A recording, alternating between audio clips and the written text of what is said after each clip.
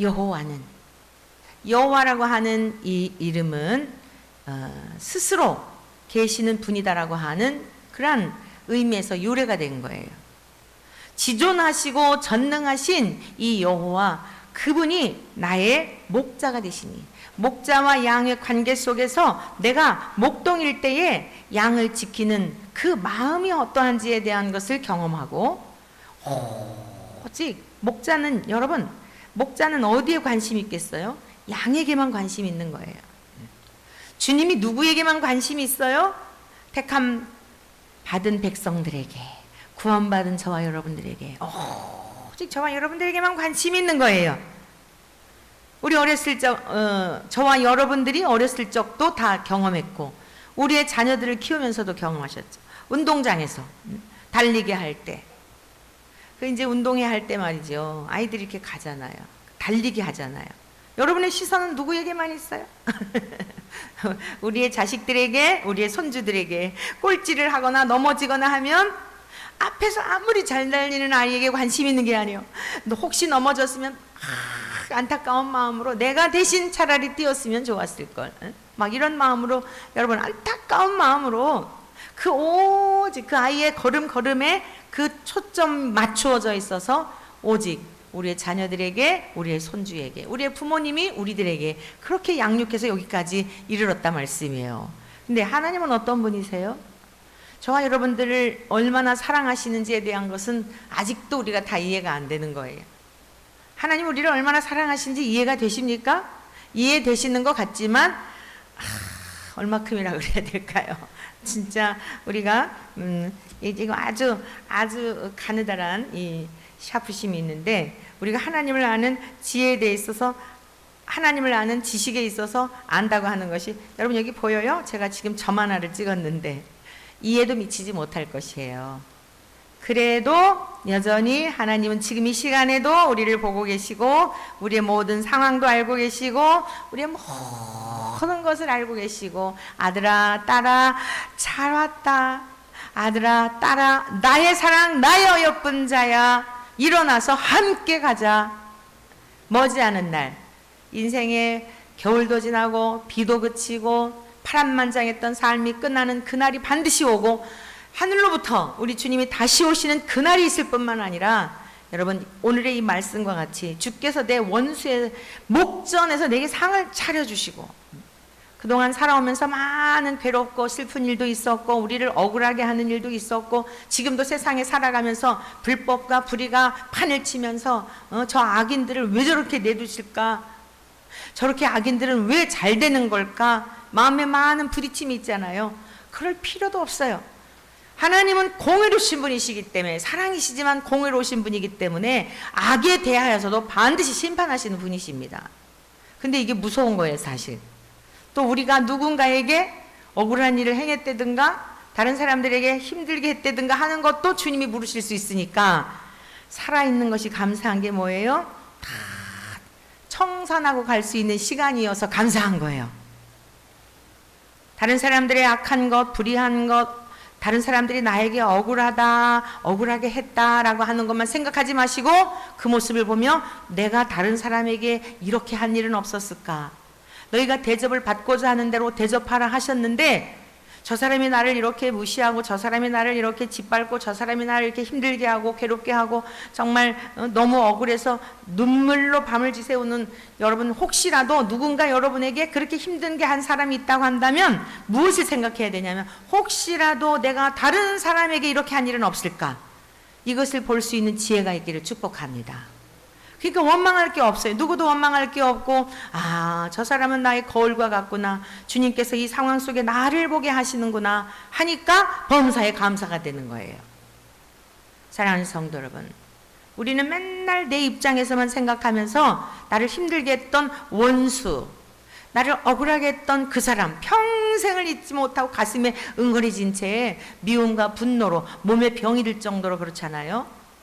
근데 오늘 이 말씀은 사실 두려운 말씀이에요. 내 원수의 목전에서 의로운 백성들에게 상을 차려주시는 그 하나님이시기 때문에 우리가 이 땅에 살 동안에도 깨끗하게, 혹여라도 누군가에게 첫째는 악한 원수 마귀를 말하는 거죠. 악한 원수 마귀는 이미 주님께서 다 이겨놓으셨어요. 믿으시지요? 원수 마귀는 이제 더 이상 우리를 해할 수가 없어요. 그런데 저와 여러분들을 세상 가운데서 불러내시고 우리를 지극히 사랑하셔서 하늘로부터 오신 예수님이 그렇게 우리의 영원한 목자가 되시어서 그 문제를 해결해 주셨는데, 중요한 것은 뭐예요? 그 은혜를 입었다고 하면서 우리가 혹시라도 관계 속에서, 이웃과의 관계 속에서 예수님의 이름을 믿는다고 하면서도 혹여라도 누군가에게 아픔을 주었거나 그 사람이 나 때문에 힘들어서 막 울면서 막 하나님 갚아주세요 하는 이런 기도를 드리는 누군가가 있었다고 한다면 이 얼마나 두려운 일이겠느냐, 이런 말씀이에요. 그러니까 하나님께서 원수 마귀는 다 해결해 주셨지만 이제 우리가 이 땅에 살면서 하나님을 사랑한다면 이웃을 사랑해야 하는데, 그 이웃과의 관계에서도 걸림이 있고 거침이 있다고 한다면 우리가 주님 앞에 이르기 전에 깨끗하게 청산하여 마음에 거리낌이 없이 정말 원수까지도 용서하는 그 마음을 주님이 우리에게 부어주셔서 날마다 자유함이 있기를 축복합니다. 여러분, 이 원수의 목전에서 내게 상을 차려주신다라고 하는 이 고백은요, 유대인의 풍습을 좀 이해할 필요가 있어요. 유대인들은 그 아무나 하고 이렇게 식사를 하지 않는다고 합니다. 우리들은 이렇게 직장 동료들하고도 식사하고, 또 아니면은 처음 보는 사람인데도 무엇인가 이해관계 때문에 이 사람하고 교제를 해야 될 것 같으면 그냥 전혀 알지 못하는 상태에서도 식사를 하곤 하잖아요. 근데 유대인들은요, 가족들하고만 식사를 한대요. 뿐만 아니라 친구들 중에서도, 친한 친구들 중에서도 무엇인가 지금 문제가 있어서 법적인 그런 소송 중에 있다든가 하는 친구하고도 식사를 안 한대요. 그러니까 오늘 주께서 내 원수의 목전에서 내게 상을 차려주시고 라고 하는 것은 이건 밥상을 말하는 거예요. 원수 앞에서, 여러분 누가요? 이 세상 만물의 주인이신 하나님이 그 식탁을 베풀어 주시고 그 자리에서 식사에 초대가 돼요. 저와 여러분들이 식사에 초대가 돼요. 이렇게 식사한다는 건 무슨 뜻이죠? 하늘 가족이 되었다라고 하는 선포예요. 요즘은 너무 이상한 세상이 되어서 가족들하고도 식사를 술을 헤아리고, 그리고 그 전에 우리 이제 손주들하고 어느 식당을 갔더니 다 같이 사세요? 이러고 물어봐요. 그러면서 아니요 그랬더니, 그럼 이렇게 다 같이 사세요 하고 아니요 그랬더니 같이 식사를 못 한다는 거예요. 그러면서도 또 자기네들의 이제 이게 있으니까 꼼수로다가 이렇게 해서 식사를 하기는 했는데, 다 같이 사세요 그러면 가족관계 증명서를 가지고 가서 증명을 해야 식사도 하는 지금 그런 세상이 되었어요. 내 돈 내고 내도 우리 가족이라도 같은 식탁에 둘러앉아 식사하는 게 지금 참 이상한 이런 상황이 되었는데, 하늘나라에 우리가 영원한 그 나라에서 주님께서 우리들과 함께 식탁에 둘러앉아 예수 그리스도를 주로 고백하고, 입술로만 고백이 아니라 전 존재적으로 우리 주님을 모시고 살아가는 그 인생들은 그 식탁에서 함께 먹고 마시게 되는 줄 믿습니다. 우리 한번 성경을 요한복음 10장의 말씀을 찾아보시겠습니다. 요한복음 10장, 우리가 그 식탁에 둘러앉아 식사할 수 있는 자격을 어떻게 얻게 되었는가 같이 읽습니다. 10장 1절부터 내가 진실로 진실로 너희에게 이르노니 문을 통하여 양의 우리에 들어가지 아니하고 다른 데로 넘어가는 자는 절도며 강도요 문으로 들어가는 이는 양의 목자라. 자, 우리 예수님은 나는 생명의 문이다, 구원의 문이다 라고 말씀하셨죠. 나로 말미암지 않고는 아버지께로 올 자가 없다 라고 말씀하셨죠. 좀 더 구체적으로 이미 지금 요한복음 앞부분의 6장에 보면 내가 하늘로부터 온 것은 내 뜻을 행하려 함이 아니요 아버지의 뜻을 행하려 함이니, 아버지께서 나를 보내신 것은, 이게 바로 예수님은 양의 문이라는 거예요. 하나님께로 가는 문, 그 문의 증거가 뭐예요? 아버지께서 나를 이 땅에 보내셨기 때문에 하나님과 똑같은 성품을 가지고 계시고 하나님과 똑같은 능력을 가지고 계시고 하나님과 똑같은 죄가 전혀 없는 본질을 가지고 계신 분이신데 우리와 같은 육체를 입고 배고플 때 배고픔도 느끼고 외로울 때 외로움도 느끼고 피곤할 때는 또 주무셔야 하고 하는 이러한 인성을 가지신 분으로 이 땅에 오신 예수님은 유일하게 이 땅에 있는 많은 종교의 교주들과는 다르게 예수님은 유일한 양의 문이라는 거예요. 그 양의 문인 근거가 뭐냐면 아버지께서 보내신 독자, 유일한 친아들로 오신 분이시기 때문이라는 것입니다.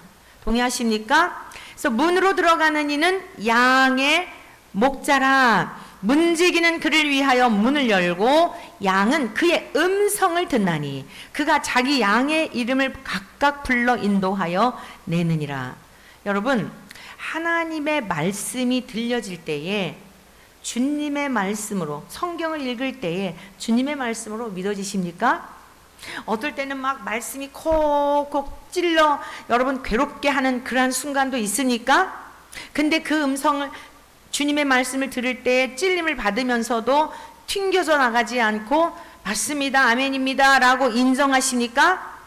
양의 특징은 뭐냐면 찔림을 받을 때, 여러분 마음에 막 괴로울 때 그럴지라도 맞습니다, 그렇습니다, 아멘입니다 라는 거예요. 우리 권사님이 지난 주일 못 나오셔서 주일 오후에 신방을 가가지고 이제 이런 얘기 저런 얘기를 나누는 중에 그런 고백을 하시더라고요. 목사님, 제가 믿음이 있는 줄 알았는데 전혀 없더라고요. 그럼 아침에 남편 권사님이 나가면서 이제 몸이 너무 힘이 없어가지고 교회를 못 가겠다 그러니까 남편 권사님 속상하실 거 아니에요. 그러면서 당신 믿음이 있는 줄 알았는데 보니까 믿음이 전혀 없어 그러더래요. 다른 때 같으면 성질이 나가지고 혈기가 확 솟아서 막 그랬을 텐데 첫째는 기운도 없어서 그러셨을 것 같고 두 번째는 그게 맞더라는 거예요. 그게 맞더래요. 변명의 여지가 없이 진짜 믿음이 있는 줄 알았는데 믿음이 없더라는 거예요. 여러분, 아멘이 뭐예요? 인정하는 거예요. 남편을 통해서 하는 이야기인 것 같지만 주님의 음성으로 깨달아지면서 그렇구나, 내가 믿음이 있는 줄 알았는데, 건강할 때는 얼마든지 씩씩하게 교회 오죠. 근데 정말 너무너무 괴롭고 힘드니까 그날 제가 신방 가서 그랬어요. 권사님, 돌아가시더라도 예배 시간에 돌아가시더라도 그 마음 가지고 순종하세요 했더니 지금 새벽 기도하며 죽을 힘을 다해 오시는 거예요. 여러분, 이게 뭐예요? 양은 목자의 음성을 듣는 거예요. 주님의 음성을 듣는 거예요. 근데 이 양 말고 염소들은 어때요? 들이받는 거예요. 내가 왜 믿음이 없어요? 막 그냥 변론하고 자기 옳음을 증명하는 거예요. 이게 염소의 특징이에요. 들이받는 거예요. 양은 어때요? 맞습니다. 하고 또 이렇게 목자가 뭐라고 그러면 딴 데로 가려고 그래가지고 지팡이로 그냥 막 이러고 막대기로 이쪽으로 가라고 그러면서 그러면은 이러고서는 그냥 그러고 오는 거예요. 그게 양이에요. 근데 염소는 어떻게 해요? 저쪽으로 가고 싶은데 왜 이쪽으로 가라 그러면서 막 뿔을 가지고 자꾸 들이받는 거예요. 주님이 말씀해 주셨어요. 양은 내 음성을 듣는다. 어떤 말씀일지라도 아멘입니다, 맞습니다, 정말 그렇습니다. 주님, 시간이 갈수록 믿음이 충천한 게 아니라 얼마나 믿음이 없는지, 주님 정말 지옥에 보내셔도 할 말이 없습니다. 그런데 주님은 선하신 분이기 때문에, 주님은 좋으신 분이기 때문에 내 믿음은 연약하나 주님께서 결코 제 영혼을 포기하지 않으시고, 제가 연약할 때는 끌어안고서라도, 제가 힘이 없어 넘어질 때는 업어서라도, 여러분 목자가 상처나고 덫에 걸리고 막 자기 혼자 걷지 못할 때는 어떻게 해요? 어깨에다 들매고, 그리고 목자가 양을 데리고 가잖아요. 여러분, 우리의 믿음으로 천국까지 간다면 갈 사람 한 사람도 없습니다. 믿으십니까? 여러분들만 그런 게 아니에요. 저도요, 막 여기서 말씀 전할 때는 그냥 붕붕붕 하늘로 올라갈 것 같은데 제 인생길에 또 뭔가가 막 그리고 그러면은 아우 진짜 내가 야 이거 목사 맞아? 도대체 이 믿음이 있는 거야? 수도 없이요. 수도 없이 제 연약함을 발견하고 여전히 오늘에도 오늘 하루 이 시간 믿어지는 이 시간 그래서 감사하고 또 한 걸음 주님 이끌어 주세요. 인도해 주세요. 도와주시지 않으면 그래서 제가요 오직 은혜로 구원받는다는 게 얼마나 감사한지 몰라요. 은혜로 구원받는다는 거, 믿음으로 구원받는다는 거, 예수로 말미암아 난 믿음이 너를 구원하였느니라. 예수님께서 이끌어 주시고 특별히 성령님을 보내주셔서 성령님 우리를 견인해 가시는 게 얼마나 감사한지. 야, 내가 무슨 내 의로 천국 간다면 절대 못 가요. 얼마나 변덕스러운데요. 내 생각으로 천국 간다? 절대 못 가요. 얼마나 조석지변인데요. 근데 주님의 은혜로 주님이 다 죄를 해결해 놓으셨기 때문에 그냥 주님 등에 엎혀져서 하나님께서 막 하나님 무서우신 분이에요. 믿으십니까? 심판주예요. 원수의 목전에서 보라는 듯이 하시는 분이라고요. 공의로우신 분이에요. 막 주님께서 그래서 예수님이 다 그 저주를 예수님이 대신 받으신 거거든요. 근데 저와 여러분들이 그 저주를 받아야 되는데 다 주님께서 우리를 안아주시고 하나님이 누구를 보시는 거예요? 예수님을 보시고 예수님 때문에 통과. 여러분 이게 저와 여러분들이 주님 앞에 받은 가장 큰 선물이고 가장 큰 은혜고 이것 때문에 더 이상 바랄 게 없는 겁니다. 여러분 이 믿음 붙드시기를 축복합니다. 내 양을 다 그 한 마리 한 마리를 다 그 이름을 부르시고 다 아신단 말이에요. 한 마리도 아버지께서 맡기신 자를 찾아오셨는데 하나라도 잃어버리지 아니하신다고 요한복음 6장에서 말씀하고 계세요. 저와 여러분들은 기억력도 믿을만하지 못하잖아요. 어제 제가 학교에 그 임원들 모임이 있어서 가는 길에 택시를 타고 가게 되었어요. 그 택시를 타고 가면서 기사분한테 전도를 하는데 짧은 시간이잖아요. 전철역까지 짧은 시간에 전도를 이제 복음을 전하려고 그러는데 아이고 천국에요 사람들 너무 많아가지고 뭐 비아냥거리는 거죠. 그러면서 아이 제가 갈 데가 있겠어요. 제가 갈 자리가 있겠어요. 땅이 좁아가지고요. 제가 갈 데가 없을 것 같아요.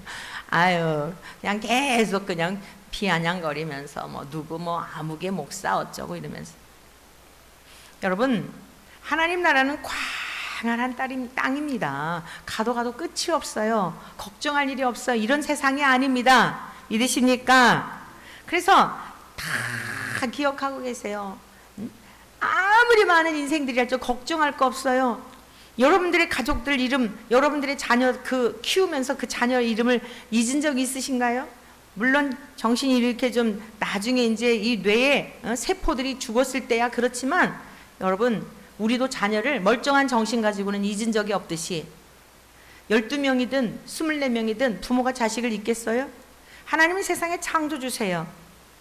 그리고 우리들의 이름을 자기 양의 이름을 각각 불러 각각 한 사람 한 사람씩 이 많은 사람 중에 뭐 여러분을 그렇게 두루뭉술하게 그러지 마세요. 여러분 한 사람 때문에 주님이 오신 거예요. 나 한 사람 때문에 이 땅에 오신 거예요. 그렇게 소중히 여기시는 거예요. 우리 부모님이 우리 한 사람 한 사람을 다 기억하시고 우리를 애지중지 키우신 것 이상으로 하나님이 여러분 한 사람 수십억 수백억 수천억 인구가 된다 할지라도 여러분 하늘의 별들도 이름을 다 지어서 하나님이 아시는 계수하시고 헤아리시는 분인데 어떻게 생명의 값을 지불한 우리 영원한 목자이신 주님 우리를 잊으실 수가 있겠습니까?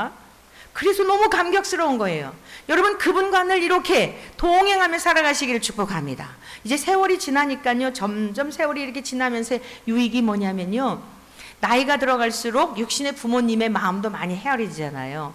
그러니까 나이가 점점 더해가고 세월의 연조와 신앙의 연조가 더해갈수록 이게 그 참 유익이 무엇인가 하면 진짜 주님이 가까이 주님이 그냥 정말 에녹이 하나님과 동행했다는 게 무엇인지가 이게 이제 그래도 뭐 아주 조금 그 어찌 에녹에 비할 수가 있겠어요. 그게 너무 와닿는 거예요. 가까이 계신 주님 때마다 주님께서 세미한 음성을 들려주시고 말씀을 통해 생각나게 하시고 주님이 우리와 함께 하심에 대한 임마누엘 하심에 대한 것이 너무너무 가깝게 느껴지는 이게 늙어감이 이게 영적으로 신앙적으로 이런 유익이 있구나. 젊었을 때는 세상에 대한 많은 우리를 미혹하는 게 많잖아요. 마음을 빼앗길 일이 많잖아요. 지금 우리가 무엇에 마음 빼앗기겠어요? 여러분, 무엇에 마음을 지금 빼앗기고 계십니까? 모든 범사에 주님이 행하시는 일에 대한 기대감을 갖고 살아가시길 축복합니다. 오늘 하루는 주님이 무슨 일을 행하실까? 기대감으로 하루를 시작해 보세요. 지금 이 시간에도 오후 시간 동안 또 주님이 무슨 일을 행하실까? 누구를 만나서 그 대화 속에서 하나님께서 세미한 음성을 사람을 통해서도 들려주시거든요. 남편을 통해서도, 아내를 통해서도, 내가 옆으로 삐딱하게 갈 때, 우리 설교자들은요, 이 목사들이 같이 부부가 되어 산다는 거는 아주 이점도 많아요. 이점도 많은데 어떨 때는 굉장히 불쾌할 때가 있어요. 그게 뭐죠? 이제 피드백을 할 때, 어떨 때는 그냥 냉철하게 이렇게 얘기하고 할 때는 따끔따끔하고, 그때 들을 땐 왕 짜증 날 때가 있거든요. 근데 시간이 지나면서 어때요? 그렇지, 성령님의 음성일 수 있지. 그렇지, 가만히 생각해 보면 틀린 얘기가 아니잖아요. 여러분, 범사에 오늘 아이를 통해서도, 여러분 풀 통해서도, 바람을 통해서도, 어제 성경 공부하면서 우리 시골에서 자란 집사님이 그런 고백을 해요. 목사님, 제가 가만히 생각해 보니까 시골에서 자란 게 참 신앙생활에 유익인 것 같아요. 왜요? 그랬더니 그 자연을 통해서, 너무 그 자연, 어렸을 때부터 이렇게 이제 자연과 함께 살았잖아요. 그러다 보니까 이게 바람을 이렇게 이제 바람을 스쳐, 바람이 불잖아요. 그럼 우리의 볼이 이렇게 이제 와닿잖아요. 그러면 정말 주님께서 내 볼을 쓰다듬어 주시는 것 같은, 스쳐 지나는 바람결을 통해서도 그런 게 이제 이렇게 느껴지게 되고, 제가 자연에서 이렇게 자랐기 때문에 그런 게 아닌가 싶다는 거예요. 그래서 자연에서 자랐기 때문에 그런 것도 있지만 주의 성령님이 함께 하시기 때문에 깨달아지는 거라고. 누림이 있는 거예요. 여러분, 뭐 남편이 생일이 되고 결혼기념일이 되고 그랬는데 뭐 꽃다발 이런 거 안 해준다고 하나 서운하게 생각할 게 없어요. 우리의 진짜 신랑이신 주님이, 어느 날 제가 우리 그 감시내에 보면은 이렇게 나무들이 많거든요. 그 탈북자들을 가르칠 때였어요. 탈북자들을 교육을 시킬 때였어요. 강의실에서. 근데 창밖을 보니까 특히 은행나무들이 이렇게 많아요. 노랗게 그 익은 이 은행나무가 뿌리를 내리고 있잖아요. 근데 그게 그냥 한 가지로 보여지더라고요. 여러분, 우리는 뭐 장미 백송이, 막 장미 천송이 받아본 적 아무도 없지요? 여기 계신 분들은 아무도 못 받아보셨죠? 그거 받아야 조금 있으면 시들어요. 근데 주님은 그 정도가 아니에요. 그냥 한 가지, 여러분, 한 가지가 나무 한 그루가 주님 앞에는 한 가지에 불과한 거라니까요.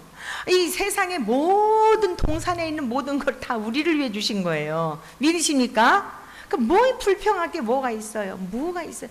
뭐 남편 사랑에 목말라서 뭐 안 해줬다고 삐지고 뭐 그것 때문에 그럴 게 뭐가 있어요?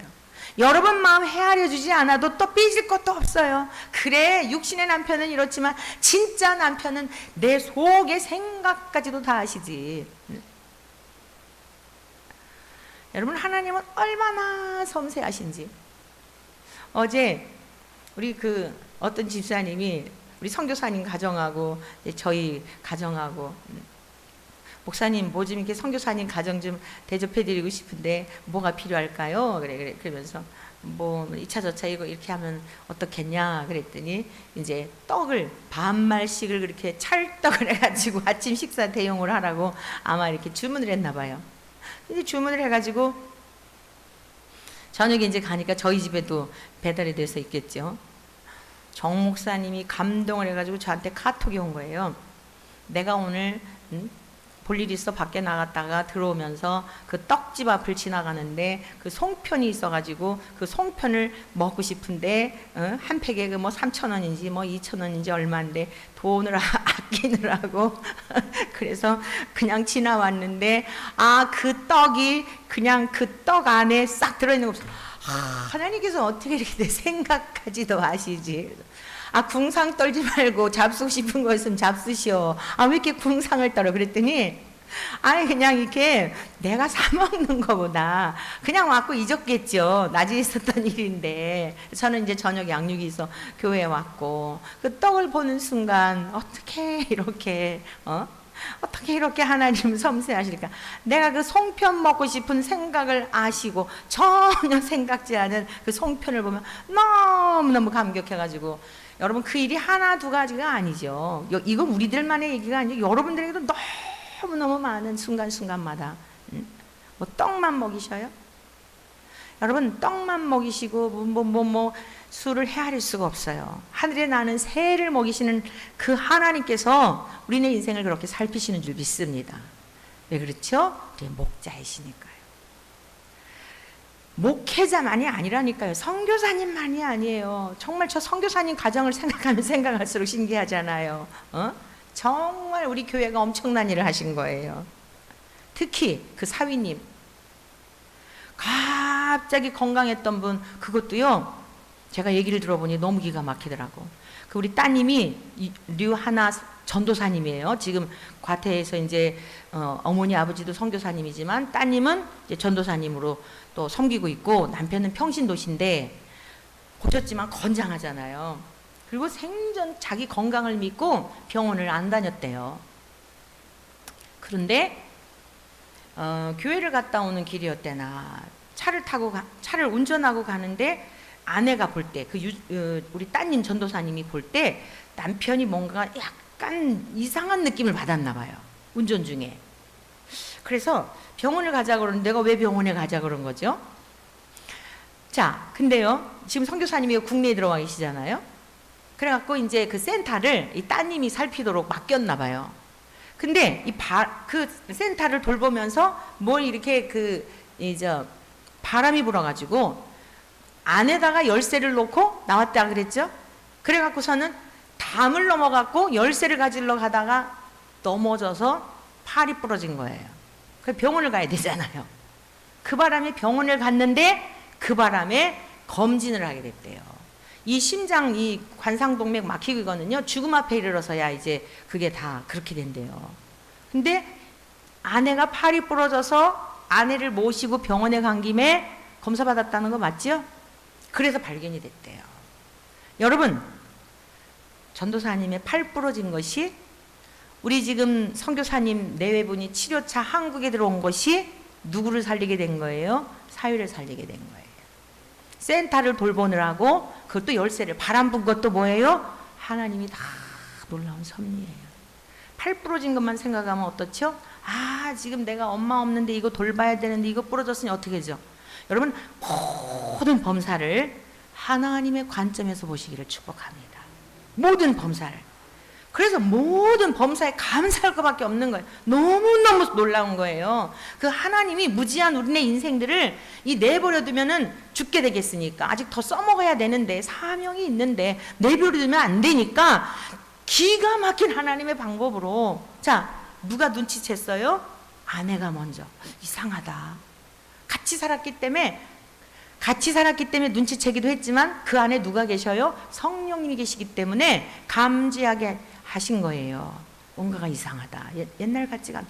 그래서요, 그 과테말라에 있는 그 집사님이 다니는 교회의 교인들이 다 놀랜다는 거예요. 어떻게, 이거는 죽음 앞에 이르러서든지 크게 문제가 났을 때 이게 발견이 되는데 어떻게 그럴 수 있느냐라고 다들 놀래가지고, 여러분 이걸 어떻게 설명을 해요? 이 하나님을 어떻게 찬양하지 않을 수가 있어요? 여러분, 이 세상에 모든 것 다 가져간다 할지라도 그 신실하신 하나님의 섭리가 있기 때문에 어떻게 우리가 하나님 앞에 불평할 수가 있을까요? 사랑하는 성도 여러분, 하나님은 신실하시고 포기하지 않으시고 끊임없이 우리의 삶을, 연약한 중에도 하나님 얼마나 우리를 지극히 사랑하시는지. 사실 우리가 이렇게 지금 기도회를 하고 있잖아요. 나라와 민족도 위태롭지만 사실은 성도님 때문에 기도 시작한 거예요. 우리가 평안하고, 다른 데는 코로나로 인해 가지고 다들 힘들다고들 막 야단이고, 목사님들 이야기 만나서 얘기 들어보면 아주 정말 참담해요. 교회들마다 막 문을 닫아야 될 지경이고, 보통 심각한 게 아니에요. 근데 우리 교회는 코로나로 인해서 더 하나님의 선한 일을 하게 하시고 정말 놀라운 일들을 행하게 하시고 지금까지의 우리 목회 30여 년 그 어떤 연한 중에 그래도 작은 거지만 주님의 이름으로 여러 가지를 섬기게 하시고 또 새로운 성도님들이 또 뭐 우리 교회는 지금 뭐 비록 못 나올지라도 방황하는 성도님들이 또 하나님의 말씀을 막 사모하고 여러 가지로 볼 때 너무 하나님의 은혜가 이루 말할 수가 없는 거예요. 그런데 사실 이런 때가 더 조심해야 될 때죠. 왜? 그래 그냥 뭐 늘 구태의연하게 틀에 박힌 뭐 이렇게 잘 돌아가고 뭐 이러니까 여러분 개인도 마찬가지예요. 평안할 때, 안전할 때, 기도 안 해도 잘 돌아갈 때 여러분 이때 미혹을 받지 않으시길 축복합니다. 그래서 사실 우리 죄송하긴 한데 우리 권사님이 권사님들이 이렇게 또 이런 상황들이 온 성도가 깨어서 어제 아침에 보니까 50%가 기도의 자리에 나오셨더라고요. 주일날 오시는 50%가 기도의 자리에 나오셨더라고요. 절반이. 그래서 참 하나님 앞에 감사할 밖에 없는 거예요. 여러분들도 그런 일이 없으면 기도하시겠어요? 생각해 보세요. 그 가난한 마음을 가지고 주님 도와주세요 이러겠어요? 그냥 내 믿음 점검되겠어요? 믿음 좋은 줄 알죠? 여러분 하나님은 우리를 지극히 사랑하셔서 그거 갖고 안 돼. 내가 온전하니 너희도 온전해야지. 내가 거룩하니 너희도 거룩해야지. 그렇게 대충 믿어가지고 그거 아니야. 어떻게 내 나라를 유업으로 이어받을 수 있겠냐. 여러분 기업인들이 자녀들이 3명 있거나 몇 명 있을 때 아무한테는 안 물려주잖아요. 기업의 총수가 그 유산을 누구한테 물려줘요? 딱 보고서 그래갖고 자식들은 또 쟁탈전을 하잖아요. 거기에 적합한 거기에 합당한 아버지의 뜻을 잘 이어받아서 그 기업을 이어갈 수 있는 여러분 그 자식에게 물려주질 않아요. 저와 여러분들이 물려받을 하나님 나라 삼성그룹 정도가 아니에요. 현대그룹 정도가 아니에요. 여러분 저 미국에 있는 무슨 뭐 어디 뭐 아마존 이런 정도가 아니에요. 그건 언젠가는 다 쇠하여 없어질 것들이에요. 이 세상에 있는 기업들은 언젠가는요 다 바뀌고 그래요. 뭐 3대 이상을 가는 기업이 없다 그래요. 지금 뭐 또 조금 상황이 달라지긴 했더라 하더라도 10대가 가겠습니까? 여러분 그 기업의 유업을 10대까지 물러가겠습니까? 그러나 하나님의 나라는 영구한 나라인 줄로 믿습니다. 그 나라를 주시려고 우리 한 사람 한 사람을 각각 이름을 불러서 늑대나 이리가 오면은 그냥 주님께서 이미 다 이겨 놓으셨어요. 늑대와 이리는 이제 우리를 침범하지 못해요. 마귀는 우리를 침범하지 못한다고요. 믿으시기를 축복합니다. 자기 양을 다 내놓은 후에 앞서가면 양들이 그의 음성을 아는 거로 따라오되 절절절절 따라가는 거예요. 저와 여러분들 남은 여생 우리 주님이 인도하시는 대로 기록된 말씀대로 때로는 찔릴지라도 때로는 괴로울지라도 그 말씀 앞에 여러분들만 그런 게 아니라 저도요 설교하면서도 얼마나 찔림 받는지 몰라요. 다른 거 괴로움이 아니라요 아직도 이거밖에 안 되는구나 해서 괴로울 때가 얼마나 많은지 몰라요. 여러분들에게 가르치지만 저도 가르침을 받는 거예요. 아직도 이 분량이 안 되는구나. 내가 성도들한테는 이렇게 하는데 역시 나의 분량도 그에도 미치지 못하는 이게 괴로움인 거예요. 그런데도 주님께서 우리에게 또 위로를 주시죠.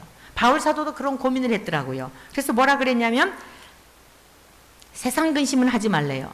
근데 거룩한 근심은 하래요. 거룩한 근심은 후회할 것이 없는 구원을 이루는 것이라 그랬어요. 사랑하는 성도 여러분 모두에게 무엇을 먹을까 무엇을 마실까 이 땅에서 뭐 할까 얼마나 뭐 할까 이런 근심은 이 시간 주님이 다 거둬가시기를 축복합니다. 어떻게 하면 주님을 기쁘시게 해드릴까? 사실 저는 그거밖에 소원이 없어요. 어떻게 하면 정말 주님을 놀라게 해드릴까? 어떻게 하면 주님을 모든 삶 속에서 제가 어디를 가든지요 어제는 우리 임원들이 그러더라고요. 저보고 간증 뒤에다 뭘 붙이고 싶은데 이게 단어가 떠오르지 않은데요. 간증 퀸? 그랬더니 그렇대요. 만나기만 하면 주님이 행하신 일을 막 그냥 그러니까 여러분 저만 그 주님을 믿어요? 여러분이 믿는 주님은 달라요? 제가 목사이기 때문이에요. 여러분 그 예수님을 믿어서 우리의 목자이신 주님을 믿어서 여러분이 오늘 여기까지 오는 동안 기적의 주인공 제가 볼 때 다 기적의 주인공들이에요. 지금 다 목말라 하지 마시고 이미 주신 그 복을 인하여 누리시고 생명의 떡이 되신 예수님을 나누시고 죽어가면서도 죽을지라도 여러분 그러다 보면 주님이 아까워서 안 데려가셔요. 응? 더 써주세요. 더. 아니 주님이 자꾸 주님을 칭찬해드리고 주님을 높여드리고 주님을 막 영화롭게 해드리는데 아까워서 어떻게 데려가요? 아 너 좀 더 이상 있다가 와. 조금 더 써먹자. 저는 정말 하루라도 빨리 주님 나라 가는 거 너무너무 소망. 여러분이 다 증인이시지만 삶에 힘들어서가 아니에요. 그 나라를 소망하며 사는 그건 주님께서 그 영광을 맛보게 하셨기 때문이에요. 바울사도도 그랬잖아요. 내가 저편과 이편의 사이에 끼어 있어. 이거예요, 이거. 저편과 이편에 이렇게 딱 끼어 있는 거예요. 별거 아니에요, 우리의 삶이. 죽음이라는 게 뭐예요? 잠자는 거예요. 죽음, 저편과 이편의 사이에 이 죽음이라고 하는 게 지금 끼어 있는데 바울사도는 뭘 원하냐면 나는 이 편에 있기를 원한다는 거예요. 이 죽음의 강을 빨리 건너서 주님께 있기를 원하는데 내가 이 땅에 있는 이유는 뭐냐? 주께서 나에게 깨닫게 하신 바 십자가의 그 부활과 십자가의 고난에 참여하여 그 영광스러운 그 나라 우리 주 예수 그리스도 오직 그 십자가 그 은혜 그리고 죽어도 다시 죽지 아니하는 그 부활의 삶 이거 깨닫게 된 거를 여러분들에게 알려야 할 유익 여러분들에게 유익이 되기 때문에 아버지께서 주님이 나를 부르신 이유가 그것이기 때문에 내가 이 땅에 있는 거지 내가 저편과 이 편의 사이에 끼어 있어 진짜 원하는 거 빨리 저기 나 가기를 원하는 거다. 고린도전서에서 빌립보서에서도 밝히고 있잖아요. 여러분 우리의 삶의 이유는 거기 있는 거예요. 우리 주님 자랑하고 싶어서 그냥 안달이 나가지고 누구를 만나듯이 그래서 주책스러운 거예요. 주책이 뭐냐면 잘 아시죠? 주님이 책임져 주시는 백성. 주님 자랑하고 싶어서. 제가 첫째 날 새벽기도 드릴 때 잠깐 간증했지만 범사에 감사하는 거 항상 기뻐하는 거 사람들 칭찬하지 않아요. 조롱하기도 해요. 때로는. 야, 네 상황 이 상황에 그렇게 좋아할 게 뭐가 있어? 야, 이 상황에 네가 지금 그렇게 업돼가지고 그럴 상황이니? 야, 너 좀 맛이 이상한 거 아니야? 너무 힘들어가지고 어떻게 된 거 아니야? 여러분 그럴지라도 성경에 뭐라고 쓰여 있어요? 주님의 음성을 따라간다는 게 뭐예요? 주님께서 그렇게 말씀하셨으니까 항상 기뻐하라. 평안을 너희에게 주노라. 구원하신 주님이 가장 먼저 하신 게 뭐예요? 평안을 너희에게 주노라 였잖아요. 아니 목숨 바쳐서 우리에게 첫 번째 요한복음에서 첫 번째 제자들에게 나타나셔 후 부르시면서 성령을 받으라 말씀하시고 평안이 너희에게 있을지어다. 아, 그 평안을 우리에게 주시려고 죽음까지도 감당하셨는데 우리는 맨날 우울하고 맨날 찡그리고 맨날 슬퍼하고 너무 주님을 좀 슬프게 드리는 거 아니겠어요? 그게 불신앙이고 그게 불순종인 거죠. 사랑하는 주님의 권속이 된 저와 여러분들, 저와 여러분은 주님의 양인 것을 기억하시고 우리의 목자는 주님이셔서 목자가 걱정하셔야지 양이 걱정하는 게 아니에요. 목자 안에서 누리시면 되는 거예요. 그러면서 주께서 말씀하셨어요. 7절 말씀 요한복음 10장 7절 그러므로 예수께서 다시 이르시되 내가 진실로 진실로 너에게 말하노니 나는 양의 문이라 나보다 먼저 온 자는 다 절도요 강도니 양들이 듣지 아니하였느니라 내가 문이니 누구든지 나로 말미암아 들어가면 구원을 받고 또는 들어가면 나오면 뭐래요? 꼴을 얻으리라. 양에게 있어서 여러분 양에게 있어서 다른 거 없어요. 꼴을 먹고 그리고 젖 내고 새끼 낳고 그게 전부예요. 뭐예요? 주님 한 분만으로 충분히 목자가 항상 푸른 초장을 살펴봐서 인도해 주시니까 거기서 실컷 목자의 보호하심 속에 실컷 먹고 젖 낼 때 젖 내고 새끼 낳을 때 낳고 그게 양이 할 일이에요. 오늘 주님의 꼴을 먹고 마시면서 저와 여러분들이 생명의 젖을 입을 열 때마다 악취나는 얘기하는 게 아니라 주님을 찬양하고 우리를 지으신 목적이 뭐라고요? 찬송을 이사야 43장 23절에 하나님께서 우리 인생을 지으신 목적은 뭐냐면 찬송을 하게 하려 함이라. 주님 자랑하게 하려고 주님 높여드리게 하려고 주님을 인정해드리게 하려고. 다 세상 사람들은 자기가 주인공 되기 원하잖아요. 칭찬받고 싶어서 봉사하는 것도 나 주목받고 싶어서 그게 안 되면 막 그냥 속에 화가 나서 병이 되고. 여러분 얼마나 많은 아이들도 마찬가지. 집에서도 그냥 시기 질투 엄마가 그냥 오빠만 사랑하는 것 같고 막. 여러분 이 죄성이 우리 안에 다 있는 거예요. 근데 하나님의 백성들은 어때요? 주님 한 분만으로 만족하는 거. 꼴을 먹었으면 내가 칭찬받는 게 아니라 주님 자랑하고 주님 높여드리고 주님 인정해드리고, 그러면 주님께서 또 우리의 영혼에 기쁨 가득 주시고 감격해 하시고 하늘의 기쁨이 우리의 기쁨이 돼요. 여러분, 이게 에덴에서 쫓겨난, 선악과 열매를 따먹어서 에덴 동산에서 쫓겨난 거는 기쁨을 잃어버린 존재가 되었다 그랬잖아요. 근데 예수님을 믿으면 그 기쁨이 회복이 되는 거예요. 천상의 그 삶이 이 땅에서도 가능해지는 거예요. 이 은혜가 있기를 축복합니다. 자, 그러면서 내가 도둑이 오는 것은 도둑질하고 죽이고 멸망시키려는 것뿐이요, 내가 온 것은 양으로 뭐라고요? 생명을 얻게 하고 더 풍성히 얻게 하려는 것이라. 나는 선한 목자라. 선한 목자는 양들을 위하여 목숨을 버리거니와. 네, 이 약속대로 버려주셨잖아요. 이 약속대로 버려주셨어요. 삭구는 목자가 아니요 양도 제 양이 아니라. 이리가 오는 것을 보면 양을 버리고 달아나나니 이리가 양을 물어가고 또 해치느니라. 달아나는 것은 그가 삭구님 까닭에 양을 돌보지 아니함이라. 나는 선한 목자라. 나는 내 양을 알고. 우리 주님은 여러분들을 아시고, 여러분의 슬픔도 아시고 고통도 아시고 괴로움도 아시고 마음에 소망하는 것도 아시고. 여러분, 그 선한 목자이신 주님을 신뢰하시기를 축복합니다. 나는 내 양을 알고. 양도 나를 아는 것이, 아버지께서 나를 아시고 내가 아버지를 아는 것 같으니 나는 양을 위하여 뭐래요? 목숨을 버리노라. 또 이 우리에 들지 아니한 다른 양들이 내게 있어 내가 인도해야 할 터니 그들도 내 음성을 듣고 한 무리가 되어 한 목자에게 있으리라. 내가 내 목숨을 버리는 것은 그것을 내가 다시 얻기 위함이니 이로 말미암아 아버지께서 나를 사랑하시느니라. 18절 같이 보시겠습니다. 시작.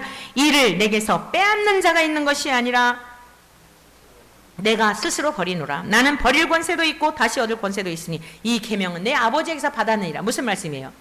마귀가 가룟 유다 속에 들어가 가지고 나를 팔아서 마귀가 죽인 게 아니라는 거예요. 주님께서 선택하셨다는 거예요. 왜요? 저와 여러분들을 그렇게 사랑하시기 때문에 죽으시기로 작정하셨다는 거예요. 언제부터? 창세 전부터. 그리고 그 계획하신 대로 이 땅에 오셨다는 거예요.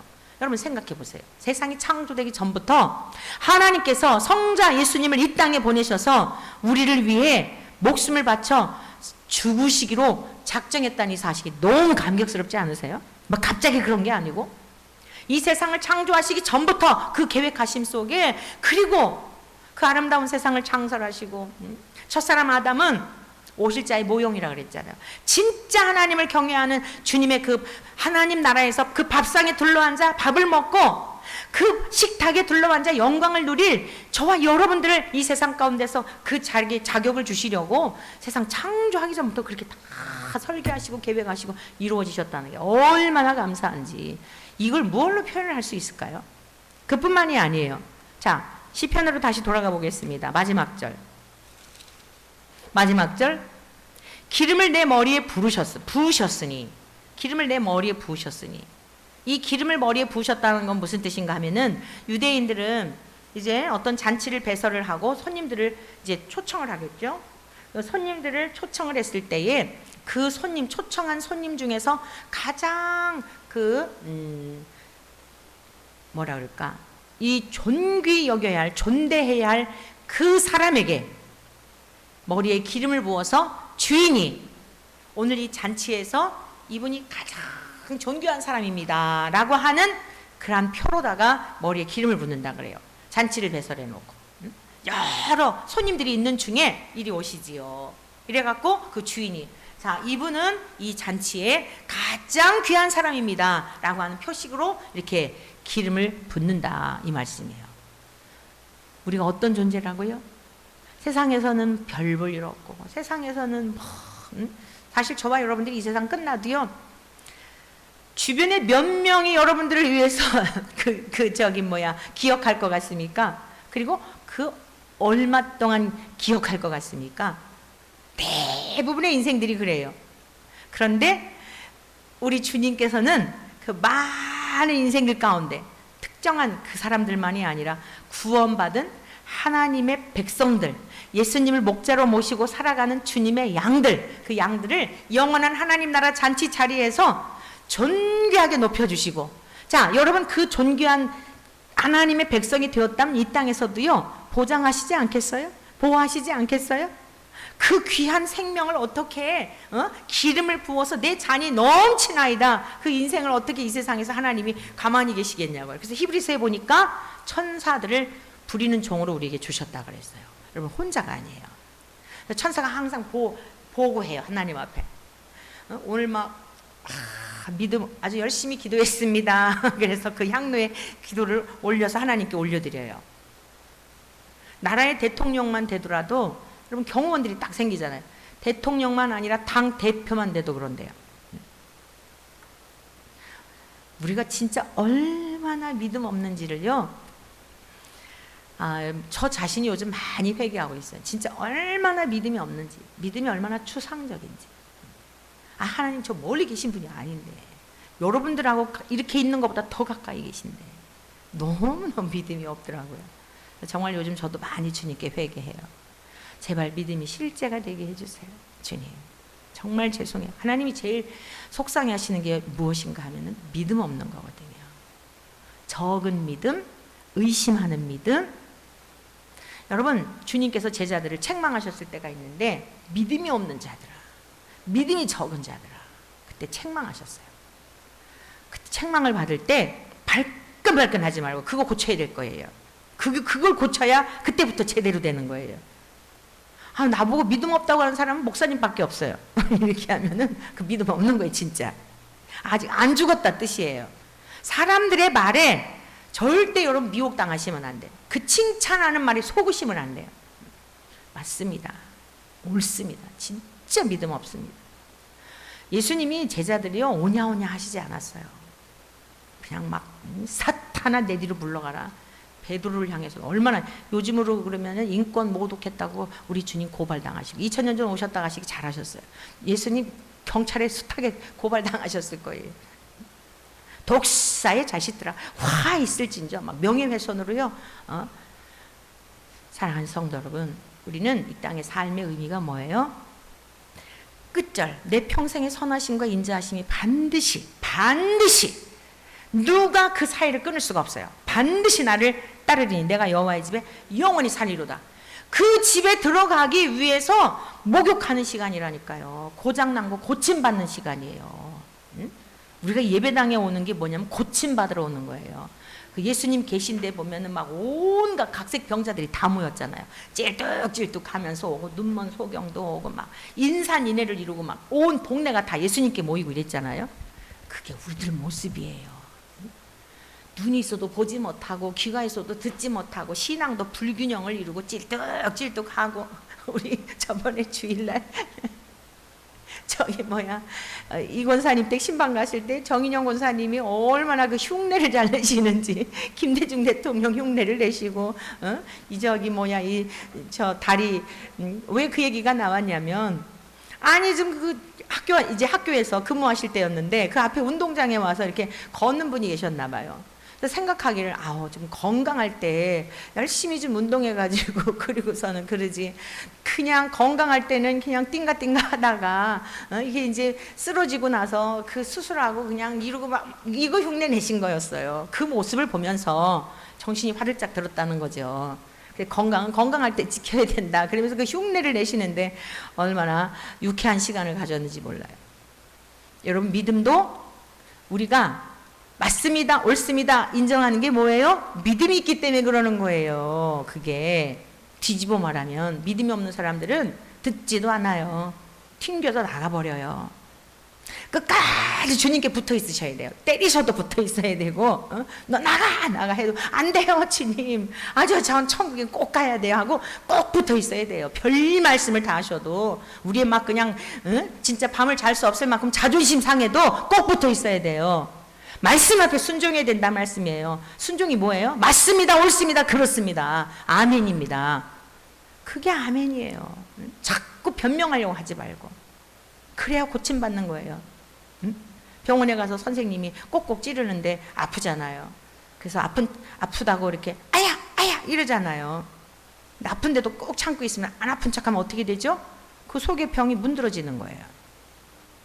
병원에 가서 진단할수록 정확하게 찝어내기를 바라고 네 거기 아파요 이러잖아요. 근데 왜 교회 와서는 그걸 인정을 안 해요? 그러니까 항상 제자리 걸음이에요.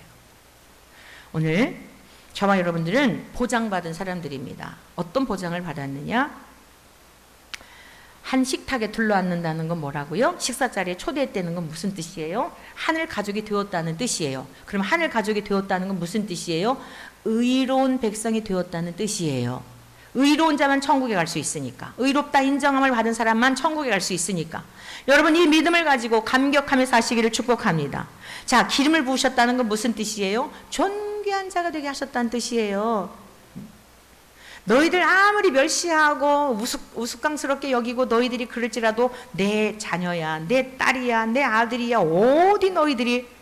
그래서 나중에 이제 원수들 앞에 이 땅에는 우리가 믿음으로 그러고 살아가지만 주님이 그렇게 약속하셨다고 믿음으로 살아가지만 이후에 하나님 나라에 갔으면 완전히 눈에 다 보여지면서, 여러분 우리가 그거 억울해하고 속상해하고 이 땅에 지금 악을 행하는 사람들 때문에 뭐 막 그러고 할 필요도 없어요. 주님께 기도하고 막아주세요 하고 하지만 다 악한 날에 악인도 쓰신다 그랬어요.